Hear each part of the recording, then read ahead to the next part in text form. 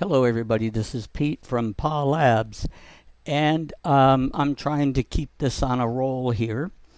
As you can see, I've gone ahead and attached all my DBF forms. These are all the new forms for this project so far that I have built using the built-in uh, uh, form designer. It's really not that bad. For me, the most important part is that it all goes down into these two files right here, constants and windows.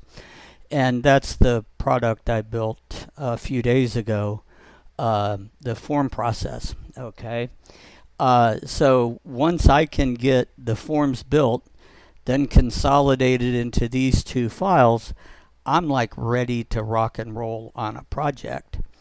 So what I want to walk through is some of these forms I've built. Yesterday was completely spent building and designing these forms, and then also building the back end. If you're looking at old projects of mine, this used to be called models. Now I'm referring to it as DB classes. And these are the DB classes that actually write to the database that I've set up for all of this. So I've got the database built. I've got the database classes built, where if I open this guy up, you can see we have the structure and we have all the declares of the functionality that's built into this. We have its child collections, the create table, all of this stuff's here. We have an init procedure, initialization, and a dispose. We can load combos, list icons. We can find records based on keys, find records based on names, save, and so on and so forth. So as you guys know, I don't hand write this anymore. It's too formulaic for me.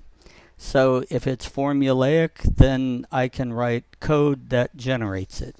So this actually was a rather quick step, even though it is, I don't know, it's several thousand lines of code. This particular one here is close to 1,000 lines just on its own. So I've generated the code for all of these. So the biggie wasn't to show you that at all, was to actually walk through some of these forms. Now I don't have the business logic in here yet. That's going to start probably today. I have a few more forms I think I need to build, and I want to get that out of the way first. So I focus on one thing until I can say, okay, for now it's done, and then I'll focus on the next step. So the next step is actually to begin the business logic and the tying of all of this data together. So I do have the database. The databases are all built. Let's see if I can get this. Oops, wrong way. Haha. Come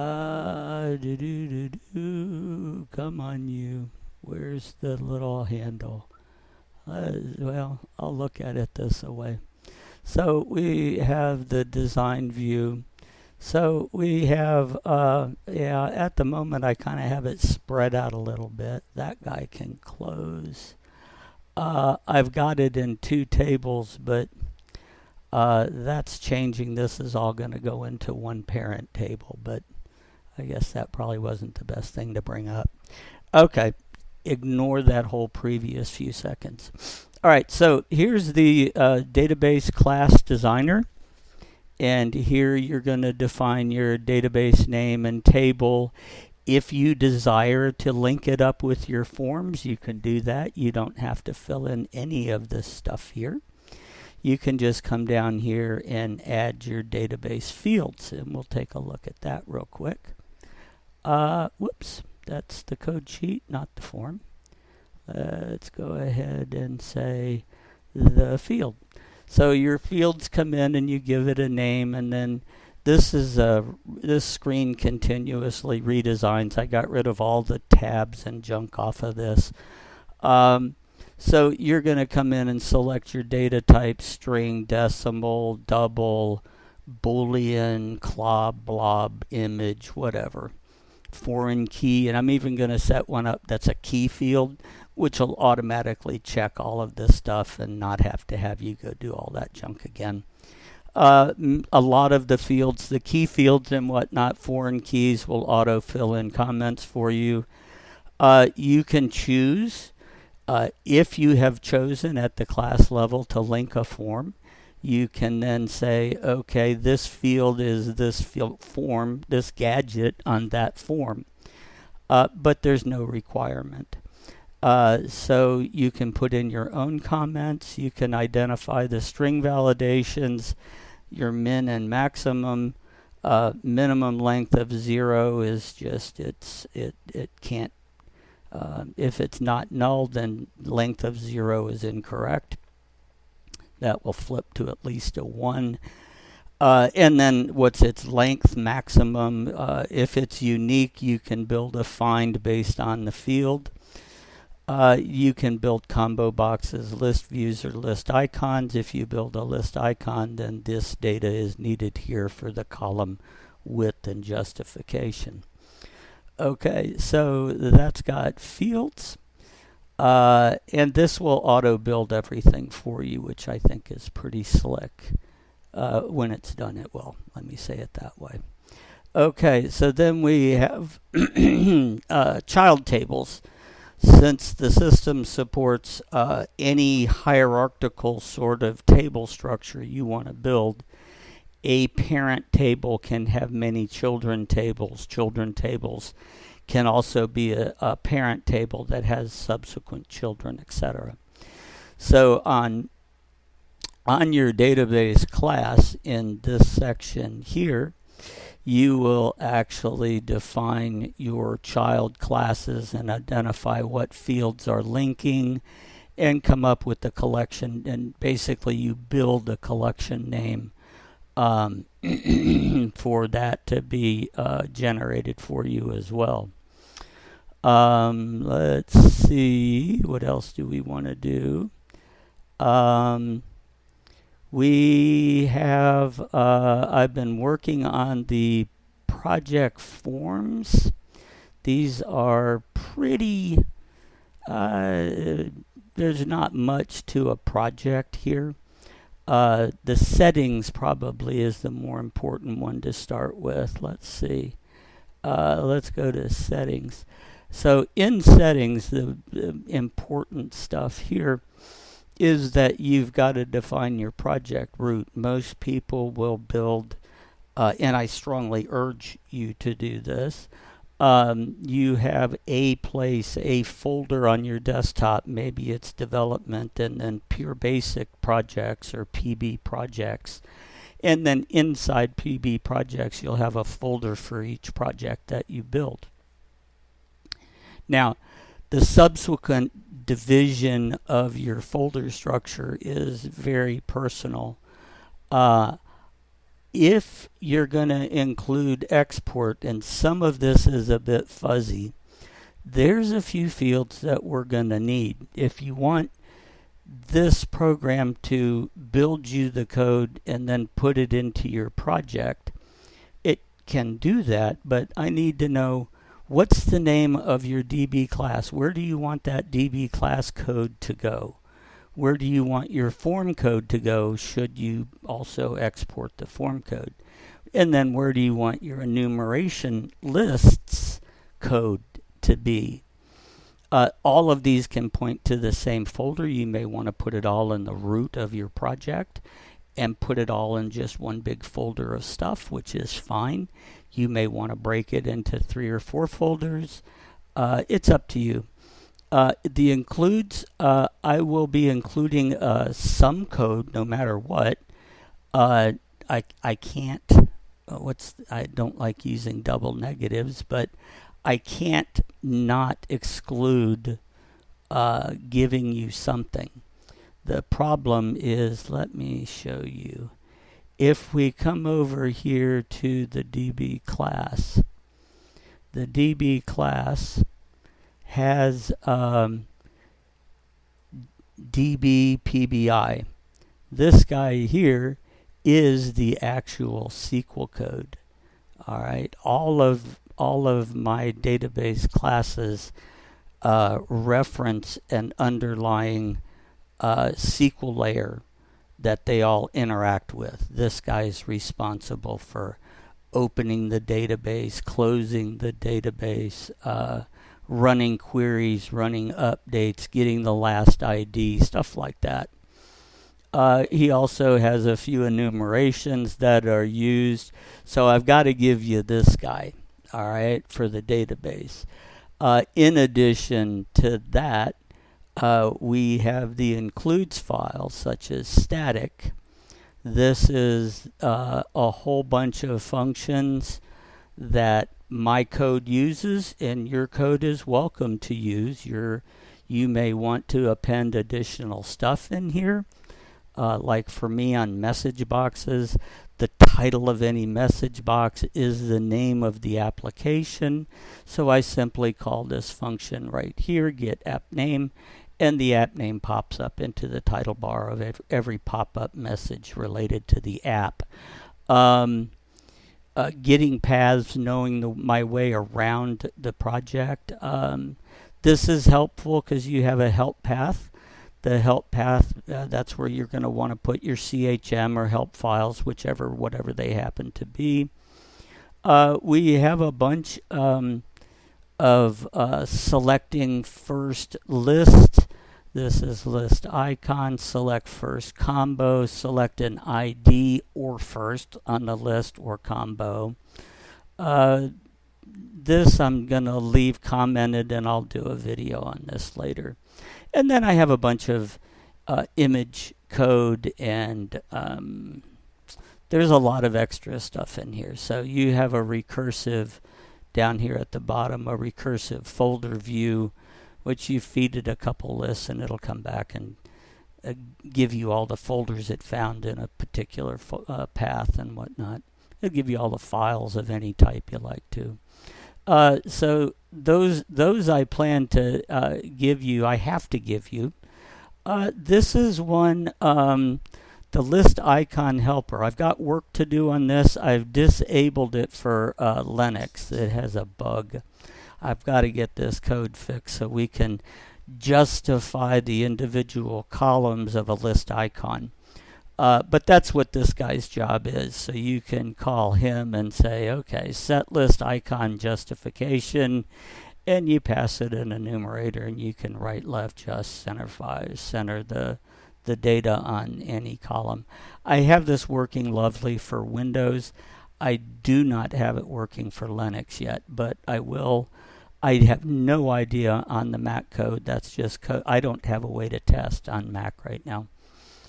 So that's kind of where that sits. So these three are pretty much stuff I got to give you. So I'm going to need to put them somewhere. So I've made mandatory on the settings. I'm going to make mandatory this includes. And I may put them all there. I may actually make you give me a folder for all of these. And then it doesn't matter. Like I said, it doesn't matter. This is going to be inside your project root. You'll have a project name folder. Inside that, where do you want me to put the string, the class code, form code, enumerated lists? So that's pretty much what I've been working on. I can show you some of this. Let me make sure I got the code selected. Oops, it's already running. Right, I remember that. There it is. Okay, so we can, yes, I know. We can pop this up here. We can view the database class. again, first thing that's going to be operational, hopefully before the end of today, is this guy here. I would like to get well into the database class code, business logic for the screens. The code generation, that's going to be a few days from now probably.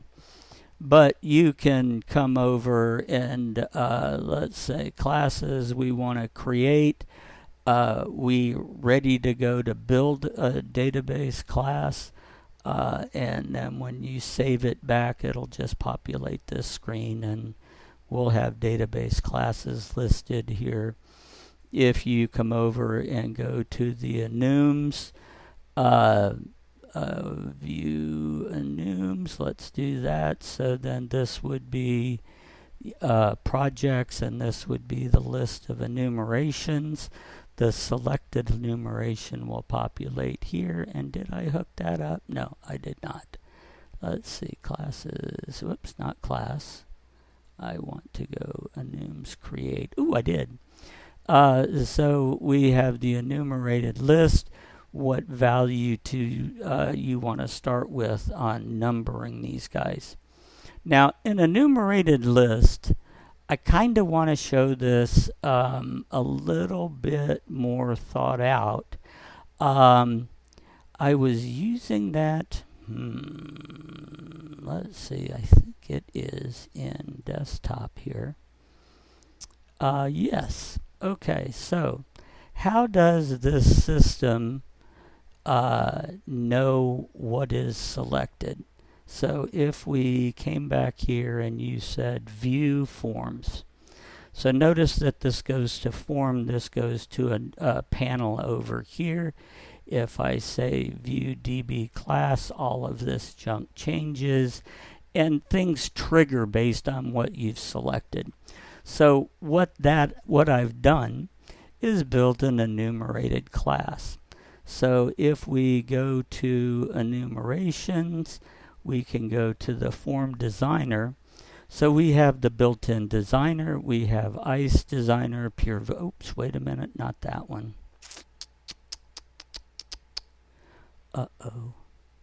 Let's see, where did I put that? That's not it. That's going to be used on another one. But I was using it in here. DB type ID. Now, let me see. So we're using it right in here. Let's see.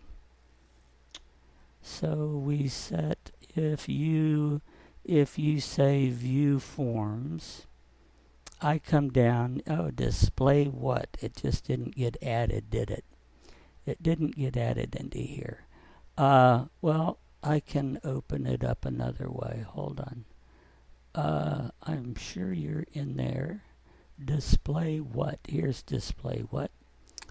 Add him to the project. Okay, so what's being displayed? Forms, database class, or enumeration. We start at 0, so you're going to be 0, 1, and 2. The functions in here will load list boxes and do cutesy stuff for you. Just you don't have to worry about it. But the beauty is that when we're back here at the desktop, I can say in my code, display items, this is my variable I'm creating, and we're going to set him equal to forms. So down here, later on in code, if we want enumerations, I set him to the enum list. And then, let's see, somewhere down here, here we go. If you've selected a project, I come down and say, hey, and this is where your code becomes self-definitional or self-documented. You can say, okay, you've selected a project. What data do I got to show in that list? I come down and look at display items.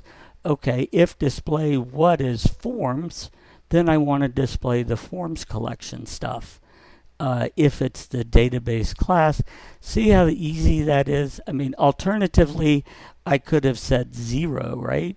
I could have just thrown in a 0. Oops, we're running this. I can't put code in.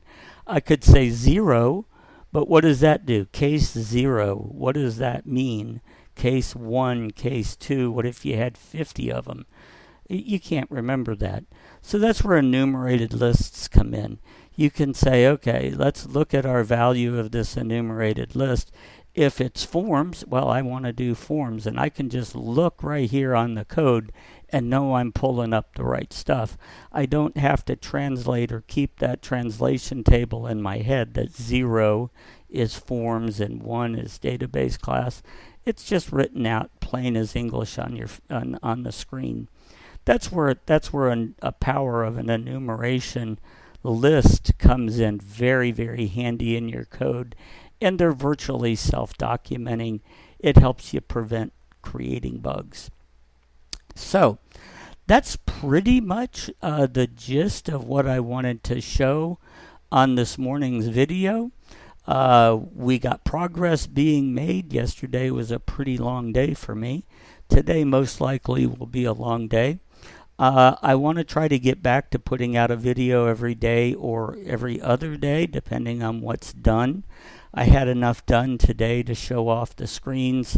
And I've discovered that this built-in form editor is actually not that bad. Like I said, though, I can convert its code to what I want, but I find it not too bad. I have discovered that on my big form, the project form, no, where is that? Oh, where is my big guy? Is it you? No, it's FRM main. I must not have added him. Hold on. FRM main. There you are. This guy here is huge, okay? There are hundreds of fields on this guy, okay? We've got multiple containers.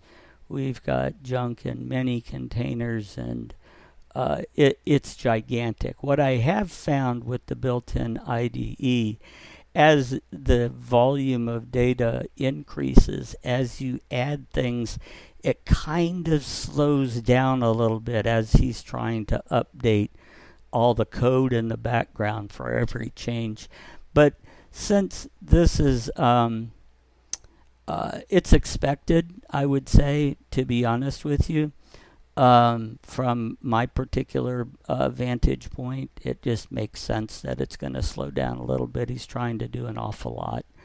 And it only occurs on the main screens of the programs that I write. The main big interactive screen with the user, the desktop, if you will, he's the beast, and everybody else is relatively small. So that's a kind of a gotcha on that. I don't see that in ICE design. I really don't see that very much in Pure Vision. But eventually I will actually get this to support those guys as well. Like I said, that's going to be an eventual. So right now this is going to be a code generation and form manipulation specifically for Linux, but we'll see. And that is the gist of everything I wanted to show you all today, and I want to thank you very much for watching, and stay tuned for later installments.